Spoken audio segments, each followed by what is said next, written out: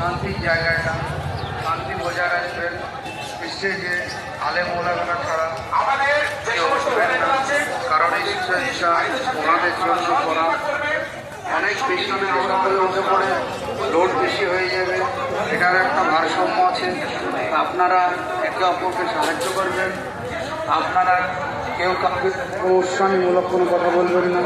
আসুন একে একে এসে আপনার জায়গায় দাঁড়িয়ে সব আপনারা দেখুন আমাদের নির্দিষ্ট টাইমে সময়ে সব কিছু আরম্ভ হবে ইনশাল্লাহ।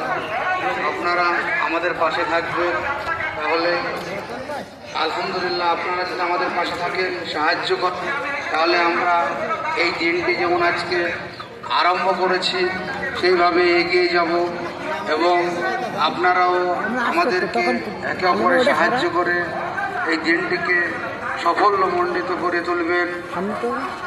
আপনারা সব নিজ নিজ জায়গায় এসে উপস্থিত হন।